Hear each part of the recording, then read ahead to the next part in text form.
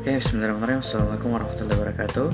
Perkenalkan, nama saya Ifnu Aswar. Saya dari kelas Manajemen D Angkatan 2023 dengan NIM C01231313. Yang saya hormati Ibu Ayu Handiani SEMM selaku dosen pengampu mata kuliah Manajemen Keuangan Lanjutan. Nah, langsung saja. Di sini saya akan membahas secara singkat beberapa materi dari pertemuan yang sudah kita lalui, yaitu pertemuan pertama hingga pertemuan ke-7. Nah, langsung saja untuk pertemuan pertama itu membahas tentang materi apa sih itu manajemen keuangan. Nah, teman-teman, singkatnya manajemen keuangan itu adalah bagaimana kita mengelola, bagaimana kita mengatur, bagaimana kita mengalokasikan suatu keuangan suatu perusahaan atau lembaga agar keuangan suatu perusahaan atau lembaga ini bisa lebih sehat dan lebih berkembang. Dan biasanya fokusnya itu pada investasi, pada pembiayaan, pada operasional perusahaan, dan lain-lain sebagainya. Nah, selanjutnya yaitu risiko sistematis dan risiko tidak sistematis. Kita akan membahas satu-satu, yaitu yang pertama, risiko sistematis. Apa itu risiko sistematis? Risiko sistematis merupakan risiko yang tidak dapat dihilangkan dengan melakukan diversifikasi, karena fluktuasi risiko ini dipengaruhi oleh faktor-faktor makro yang dapat falas, kebijakan pemerintah, dan sebagainya. Selanjutnya yaitu risiko tidak sistematis. Risiko tidak sistematis merupakan risiko yang dapat dihilangkan dengan melakukan diversifikasi, karena risiko ini hanya ada dalam satu perusahaan atau industri. Selanjutnya yaitu risk and return dalam portofolio. Nah, yaitu pengukuran return portofolio. Portofolio investasi merupakan kombinasi atau diversifikasi investasi terhadap berbagai aset yang dilakukan oleh investor. Tujuan investor melakukan diversifikasi atau portofolio investasi ini adalah untuk meminimalkan risiko yang mungkin terjadi. Nah, untuk materi selanjutnya kita akan membahas tentang apa itu saham. Nah, saham adalah bukti kepemilikan sebagian kecil dari suatu perusahaan. Misalnya, jika kita membeli saham PT ABC, nah kita juga menjadi pemilik atau pemegang saham perusahaan tersebut. Selanjutnya yaitu risiko saham. Nah, risiko saham ini ada dibagi menjadi beberapa bagian, yaitu yang pertama risiko pasar. Nah, risiko pasar ini adalah harga saham biasa. Harga saham biasa naik turun karena kondisi ekonomi atau politik atau sentimen pasar. Contoh, saham PT XYZ turun 20% karena resesi ekonomi. Selanjutnya yaitu risiko likuiditas. Nah, risiko likuiditas ini sulit menjual saham cepat tanpa rugi besar. Contoh, saham perusahaan kecil susah dijual karena peminatnya sedikit. Selanjutnya yaitu jenis saham. Nah, jenis saham ini dibagi lagi menjadi beberapa bagian, yaitu yang pertama saham biasa atau common stock. Paling umum berhak dapat dividen atau bagian keuntungan dan ikut RUPS atau rapat pemegang saham. Selanjutnya yaitu saham preferen atau preferred stock. Nah, preferred stock adalah gabungan saham dan obligasi dividen tetap, tapi tidak ada hak suara di RUPS. Nah, selanjutnya kita akan membahas materi tentang konsep penilaian saham dan return, risk and return. Yang pertama itu analisis fundamental. Dalam analisis ini dinyatakan bahwa saham memiliki nilai intrinsik tertentu, nilai yang seharusnya. Yang kedua yaitu analisis teknikal.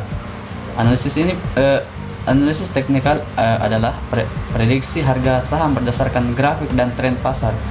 Analoginya seperti melihat pola cuaca untuk prediksi hujan. Nah, selanjutnya yaitu jenis return dan risk dalam saham. Yang pertama itu jenis return dalam saham. Nah, jenis return dalam saham dibagi menjadi dua, yaitu dividen dan capital gain. Nah, yang pertama itu dividen, bagian laba perusahaan. Contoh, kita beli saham D dapat dividen Rp50 per lembar. Selanjutnya yaitu capital gain.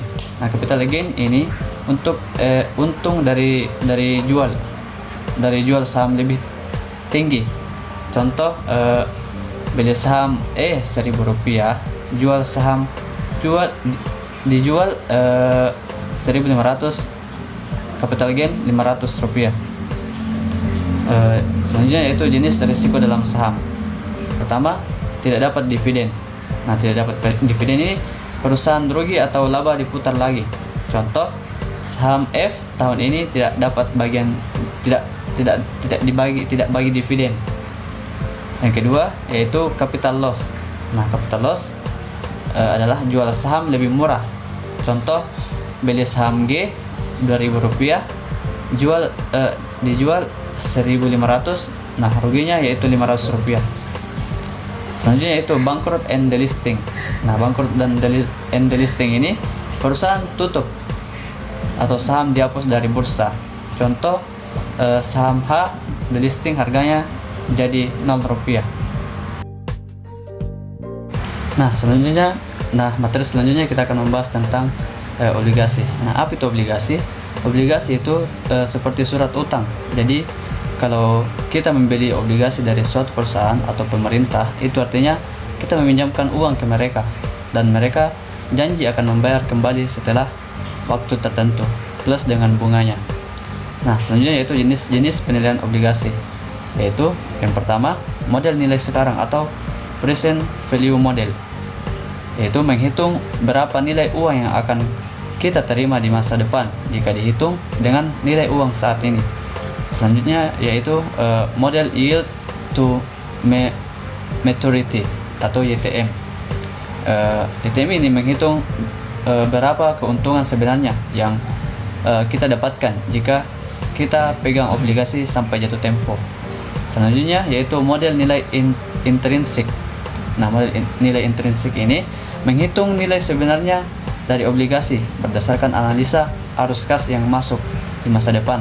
Kalau nilai intrinsiknya lebih tinggi dari harga pasar, artinya obligasi itu murah dan layak dibeli. Selanjutnya kita masuk ke resiko obligasi. Nah, resiko obligasi ini yang pertama risiko suku bunga. Nah, risiko suku bunga, kalau suku bunga bank naik, harga obligasi akan turun karena orang lebih tertarik simpan uang di bank yang bunganya lebih tinggi. Selanjutnya yaitu risiko callability. Nah, risiko callability ini beberapa obligasi bisa dilunasi lebih cepat oleh perusahaan jika suku bunga turun. Ini bikin kita kehilangan keuntungan yang seharusnya bisa kita dapatkan. Nah, untuk pertemuan selanjutnya kita membahas tentang materi apa itu reksadana. Nah, reksadana ini adalah secara sederhananya yaitu adalah wadah untuk menghimpun uang dari banyak orang. Lalu uang itu diinvestasikan oleh manajer investasi ke berbagai aset seperti saham, obligasi, dan deposito. Cocok untuk orang yang ingin investasi tapi nggak punya waktu atau keahlian sendiri. Nah, selanjutnya kita masuk ke jenis-jenis reksadana. Jenis-jenis reksadana yang terbagi menjadi beberapa bagian, yaitu yang pertama, reksadana pasar uang. Nah, reksadana pasar uang ini investasi ke deposito dan surat utang jangka pendek atau kurang dari 1 tahun. Nah, risiko paling rendah, cocok untuk pemula. Tujuannya untuk menjaga stabilitas dan gampang dicairkan. Yang kedua yaitu reksadana pendapatan tetap. Nah, reksadana pendapatan tetap ini yaitu 80% uang diinvestasikan ke obligasi atau surat utang. Risikonya sedang, tapi hasilnya lebih tinggi dari pasar uang. Tujuannya yaitu penghasilannya yang lebih stabil. Nah, yang ketiga yaitu reksadana saham. Nah, reksadana saham ini yaitu 80% uang diinvestasikan ke saham. Risikonya ya sudah pasti lebih tinggi, tapi potensi untung besar juga itu tinggi. Cocok untuk investasi jangka panjang. Nah, reksadana selanjutnya yaitu reksadana campuran. Reksadana campuran ini kombinasi saham dan obligasi. Risikonya yaitu risiko dan hasilnya menengah atau fleksibel. selanjutnya kita masuk ke dalam risiko-risiko reksadana.